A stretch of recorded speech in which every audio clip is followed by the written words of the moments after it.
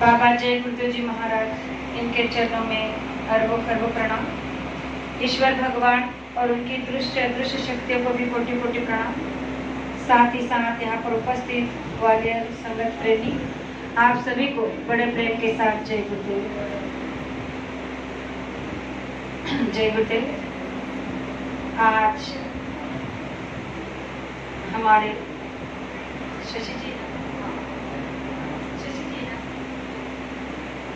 मेरा भी परम सौभाग्य है कि आज शशि आंटी के यहाँ आने का मुझे अवसर मिला। वैसे उन्होंने उनके चरण कमल ग्वालियर संगत के साथ साथ हमारे महाराष्ट्र में आकर हमारे गांव में लगाए थे। तो उसी दिन से उन्होंने बोल रखा था कि एक बार जब भी आप ग्वालियर आओगी तो हमें हमारे घर पर आने का मौका देना। अब गुरु महाराज की मौज थी कि यहाँ जाने का है, लेकिन फिर भी पता नहीं कैसे आज उनके यहाँ आने का गुरु महाराज ने सौभाग्य मेरा बना दिया। और थोड़े समय में ही सही, लेकिन आज यहाँ आकर उनके सारे परिवार से मिलने का मुझे मौका मिला।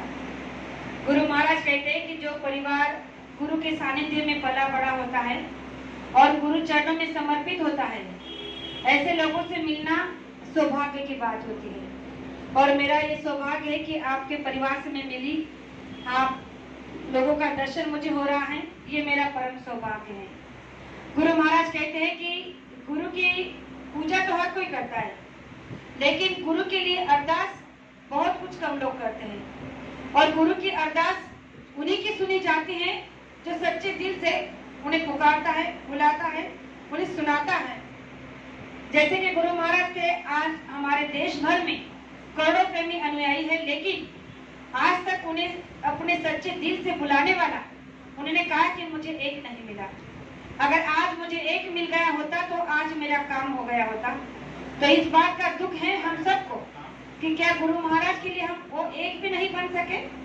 तो गुरु महाराज से यही विनती करते हैं कि आज भी हम उस 5 में से एक बनने के लायक भी अगर आप हमें एक बार समझ लो तो हमारा जीवन धन्य हो सकता है।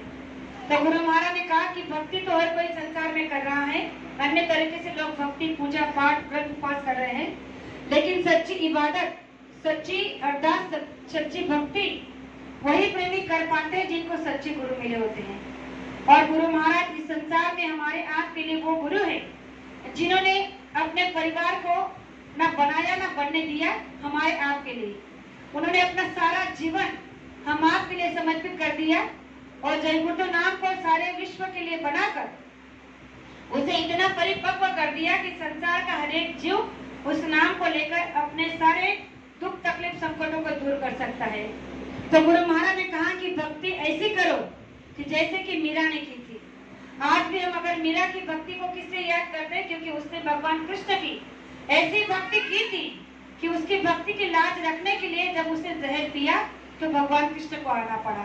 तो गुरु महाराज ने कहा कि आप भी ऐसी भक्ति करो कि जब भी आप पर कोई दुख तकलीफ संकट आ जाए और आप मुझे बुलाए तो मैं आने के लिए मजबूर हो जाऊं।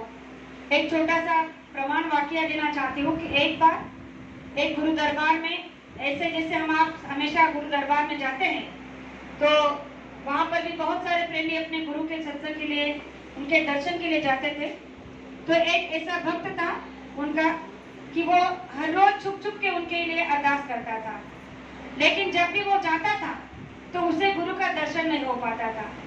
और उसी समय वो बहुत रोता था, बहुत तड़पता था और रोते रोते उनसे अरदास करता रहता था कि हे गुरु महाराज, आप मुझे हर बार मैं ये सोच कर आता हूँ कि आज तो आपके दर्शन किए बगैर जाऊंगा नहीं, आज तो आपसे मिले बगैर जाऊंगा नहीं, लेकिन पता नहीं आप मुझे दर्शन के लिए क्यों देरी कर रहे हो, क्यों इतना विलम्ब कर रहे हो, मेरी विरह की आप परीक्षा ले रहे हो। और बहुत रोता था। उसकी अरदास उनके कारण तक तो पहुंचती थी, लेकिन वो उन्हें दर्शन नहीं देते थे। अब इस दृश्य को वहां पर बैठे हुए सब बहुत सारे प्रेमी थे, भक्तजन, वो सब देखते थे। तो एक दिन ऐसे ही उनमें से एक प्रेमी ने गुरु महाराज से पूछ ही लिया, कहा कि गुरु महाराज, उसके जाने के बाद कि आप तो सब जानते हैं, जब आप सब जानते हैं कि वो आपके लिए कितना रोता है, कितना भिन्नते करता है, आपकी कितनी अरदास करता है, और आपको भी पता है कि आप उसके बिना नहीं रह सकते, लेकिन फिर भी आप उसे दर्शन क्यों नहीं दे देते। उसके दर्शन की अभिलाषा को आप क्यों बढ़ने दे रहे हो? तो प्रेमियों, उस समय जो गुरुजी ने उसे सुंदर सा जवाब दिया वो हम सब के लिए, हम गुरु महाराज से सुनना चाहेंगे, ऐसे हमारी सबकी अभिलाषा होनी चाहिए। तो उन्होंने कहा कि बेटा मैं सब जानता हूँ, उसकी अरदास को मैं इसीलिए सुन रहा हूँ क्योंकि वो जब मेरे लिए अरदास करता है, अपनी विरह भरी तड़प से मुझे पुकारता है, तो मुझे उसकी वो अरदास बड़ी प्यारी लगती है।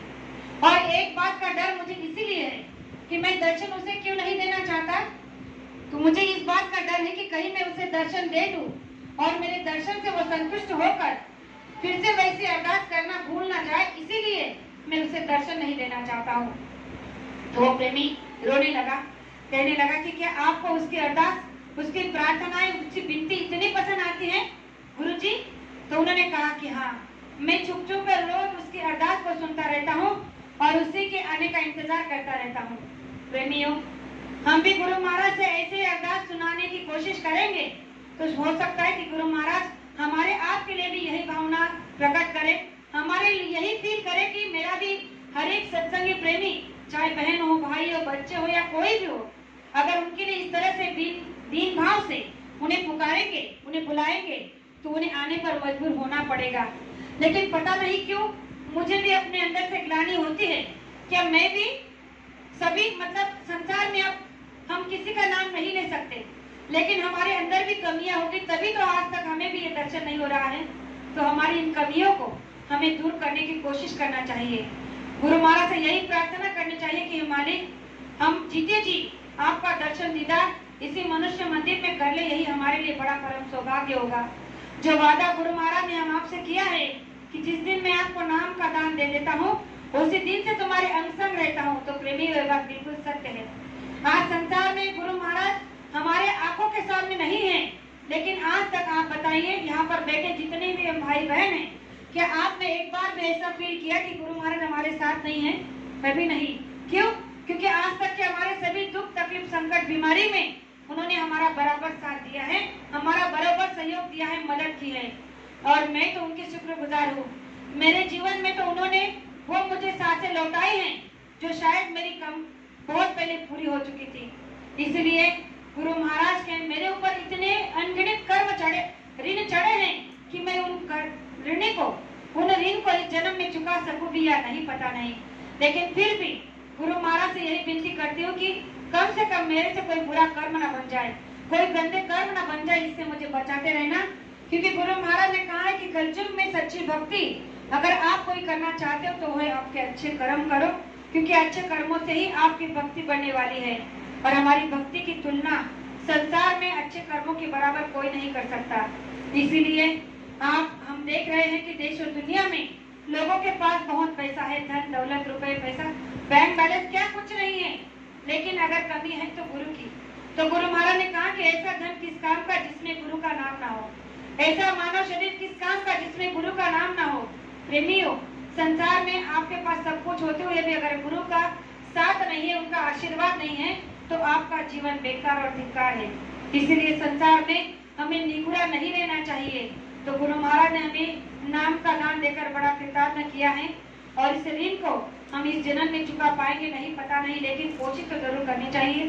तो मैं ज्यादा कुछ ना कहते हुए आप सभी से यही विनती और दरखास्त करना चाहूंगी कि हमारा आने वाला एक एक पल गुरु चरणों में समर्पित हो जाए, हमारे शरीर का एक एक कतरा उनके चरणों में समर्पित हो जाए, और जितनी हो सके उतना सेवा तन मन धन से करने की कोशिश करें। हो सके हमारी सेवा से ही हमारे कर्म काटे जाए, क्योंकि ये देश कर्म प्रधान है। यह कर्म को प्रधानता दी गई है, इसलिए कहा जाता है कि कर्म प्रधान विश्व रचि राखा, जो जस कर्म करी तस फल चाखा। आज गीता का प्रमाण हम इसीलिए देते हैं कि आज भी गीता ने यही हम सबको बता रखा है कि आप जैसे कर्म करोगे वैसे आपको भुगतान करना ही पड़ेगा। इसलिए हम आपको अच्छे कर्म करने का मौका बाबा जय गुरु जी महाराज ने इस मानव शरीर में दिया है, तो हमारा आपका कर्तव्य बनता है कि हम जीते जी परमात्मा का दर्शन करें, ध्यान भजन सिमरन नित्य रूप से करें। आने वाली दुख तकलीफ संकटों से गुरु महाराज हमारी रक्षा अवश्य करेंगे, इसमें कोई दो राय नहीं। तो जो दो बातें मैंने अभी आपके सामने रखी, हो सकता कहने में एक आध शब्द ऐसा निकल गया हो जो नहीं कहना चाहिए था, आपकी छोटी बेटी समझकर माफ करना ऐसे आशा करती हूँ। और मेरे दोषक को यही विराम देना चाहती हूँ। जय गुरुदेव।